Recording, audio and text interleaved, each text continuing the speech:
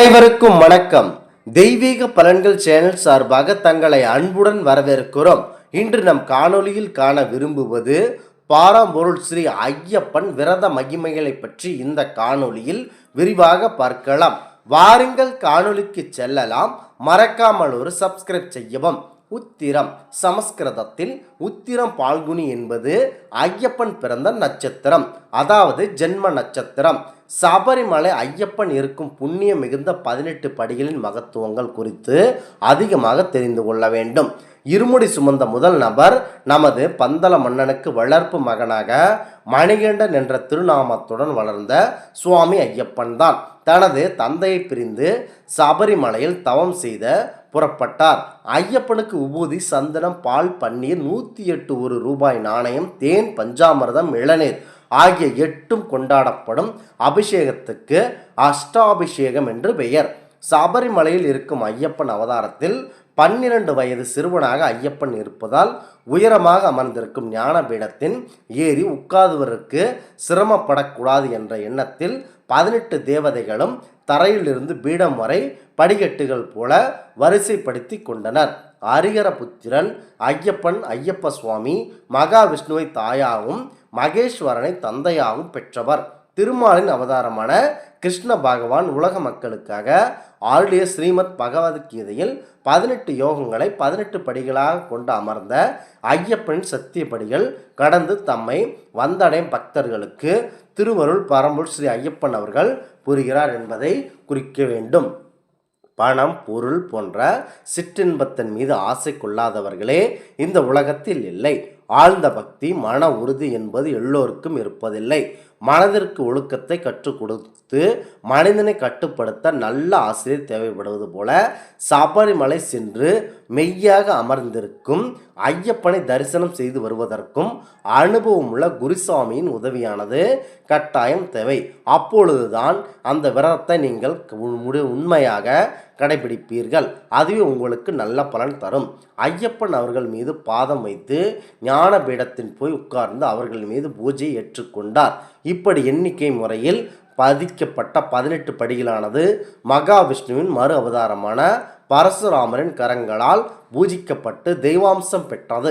18 என்ற கணக்கு வந்த விதம் நூற்றுக்கணக்கான ஆண்டுகள் கோடிக்கணக்கான பக்தர்கள் கற்களிலான படிகளில் ஏறி வந்தனர். பக்தர்கள் தாங்கள் சபரிமலைக்கு வரும் ஆண்டு கணக்கை எண்ணி அதற்கு ஏற்ப படிகளில் தேங்காய் உடைத்து வந்தனர். இதனால் படிகள் சிதிலம் அடைந்தன. படிகளை உறுதியாக வைத்து கொள்ள 18 படிகளையும் உலோகமயமாக்குவது என முடிவு செய்யப்பட்டது. இதற்காக 10 கிலோ தங்கம், 30 கிலோ வெள்ளி மற்றும் பித்தளை கட்டிகள், ஈயம், செம்பு என 4000 கிலோ உலோகங்களை கொண்டு கடந்த 1986ஆம் ஆண்டு அக்டோபர் மாதம் 30ஆம் தேதியன்று 18 படிகளையும் கவசம் செய்தனர். மேலும் பக்கப்பகுதிகளில் பஞ்சலோகம் பொருத்தப்பட்டது. தற்சமயம் படிகளில் தேங்காய் உடைக்க அனுமதியும் இல்லை. இதை வாசிக்க நீங்கள் பார்த்து கொள்ளலாம். பிரம்மாசுரனை அழிக்க மோகினி அவதாரம் எடுத்து விஷ்ணுவை கண்டு சிவபெருமான் காதல் மோகம் கொண்டார். இதன் விளைவாக ஐயப்பன் அவதாரம் நிகழ்ந்தது. ஒருவர் மனிதனாக பிறந்து தவமிருந்து முனிவராக மாறினாலும் கூட அவர் தனது தாயின் தந்தையின் காலில் விழுந்து வணங்குவார்.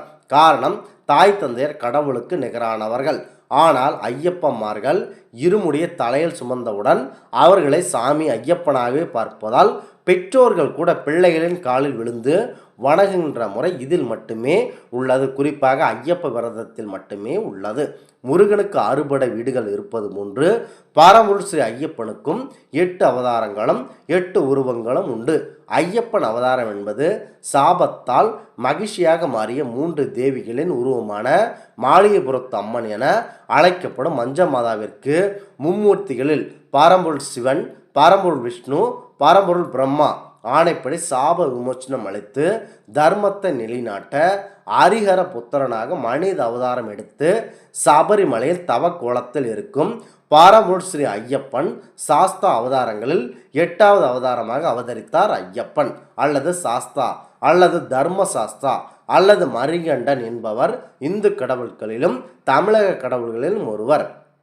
ஐயப்பன் வழிபாடுகள் தமிழகத்திலும் தென்னிந்தியாவிலும் முதன்மை பெறுகிறது. ஐயப்பனின் முக்கிய வழிபாட்டு தலமாக சபரிமலை விளங்குகிறது. ஐயப்பன் மோகினி பரம்பொருள் விஷ்ணு, பரம்பொருள் சிவன் ஆகியோரின் மகனாகவும் அன்னை பார்வதி தேவியின் வளர்ப்பு மகனாகவும் கருதப்படுகிறார். சபரிமலை புனித பயணம் என்பது உணர்ச்சிகளை ஒரு சோதனைக்குத்தான்.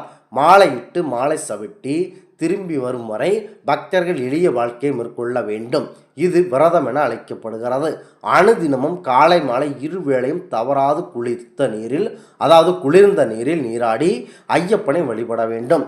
மழையோ பனியோ குளிரோ எதுவாக இருந்தாலும் தொடர்ந்து 45 நாள் முதல் 50 நாள் வரை நீட்டிட்டு இந்த விரதத்தை முடிவாக சபரிமலை யாத்திரையில் நேரும் மழை பனி குளிர் இயற்கை சீதோசன நிலைக்கு ஏற்ப உடல்நிலை பாதிக்கப்படாமல் இருக்க நம்மை பழக்கப்படுத்தி தயார்படுத்துவது இவ்விரதத்தின் சாதனை என்று சொல்லலாம். முக்கியமாக இந்த விரதத்தை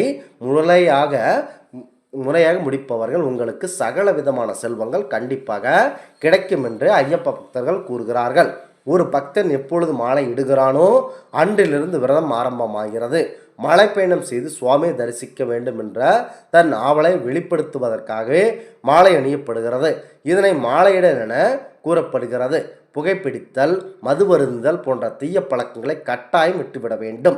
விரத காலத்தில் நண்பகல் உணவும் இரவு பலகார உணவும் கண்டிப்பாக தவிர்க்கப்பட வேண்டியது அவசியம். தினசரி வாழ்க்கையில் பயன்படுத்தப்படும் பாய், தலையணை போன்றவை எதுவுமே விரத காலத்திற்கு உகந்தது அல்ல. இவை இன்றி படுத்துறங்க பழகி கொள்ள வேண்டும். ஏனெனில் காட்டு பிரதேச பயணத்தில் இவை பெரிதும் உதவாது. இந்த நியதி மூலம் எப்படி வாழ முடியும் என்ற நிலைக்கு மாற்றம் அடைய ஐயப்பன் விரதம் பக்தர்களை முழுமையாக தயார்படுத்துகிறது. பக்தர்கள் இல்லற இன்பங்களில் இருந்தும் விடுபட்டிருக்க வேண்டும். பிரம்மச்சரியம் என்றால் ஆண் பெண் சேர்க்கை தவிர்ப்பது என்பதாகும். ஆனால் ஐயப்பன் விரதம் என்றால் சொல்கிறது என்றால் மனிதனாலும் பெண்ணை தீண்டப்படுவதே பிரம்மச்சரியம் என்கிறது. அதாவது மனிதனாலும் பெண்ணை தீண்டாது இருப்பதே பிரம்மச்சரியம் என நூல்கள் கூறுகிறது. அது மட்டுமில்லை, இந்த விரதத்தில் கடைபிடிக்கும் அனைவரும் தாங்கள் பார்க்கும் பெண்களை அம்பிகையின் அவதாரமாக கருதுவதே இவ்விரதத்தின் உயர்ந்த தத்துவம். மகிழ்ச்சியின் துன்பத்தால் இருந்து விடுபட்ட தேவர்கள் அனைவரும் புலியாக மாறி ஐயப்பனுடன் புறப்பட்டனர். புலிக்கூட்டம் ஊருக்குள் வருவதை கண்ட அனைவரும் பயந்து நடுங்கினர். ஐயப்பனின் பெருமையை அனைவருக்கும் உணர்த்தும் ராணியும் மந்திரியும் இறைவனிடம் மன்னிப்பு வேண்டினர். பூஜைகள் செய்த பின்னர் ஏதேனும் கோயில் பூசாரியோ குருசாமியோ பக்தருக்கு மாலை அணிவிப்பர். 18 முறை புனித மலை பயணம் செய்து சுவாமி ஐயப்பனை தரிசித்தவர்கள் குருசாமி என்று அழைக்கப்படுகிறார்கள். ஐயப்பன் மீது பக்தி கொண்ட ஆண்கள் அனைவருமே விரதம் இருக்க தகுதி உடையவர்களே. பெண்கள், சிறுமிகளும் பெரியவர்கள், வீட்டு விளக்கு நின்ற போனவர்களும் மட்டுமே இவ்விரதத்தை கடைபிடித்து சபரிமலை சென்று ஐயப்பனை காண வேண்டும். இந்த ஆன்மீக தகவல் உங்களுக்கு பிடித்து இருந்தால் தெய்வீக பலன்கள் சேனலை கண்டிப்பாக சப்ஸ்கிரைப் செய்து கொள்ளவும். மீண்டும் ஒரு நல்லதொரு காணொளியில் உங்களை சந்திக்கிறோம். நன்றி, வணக்கம்.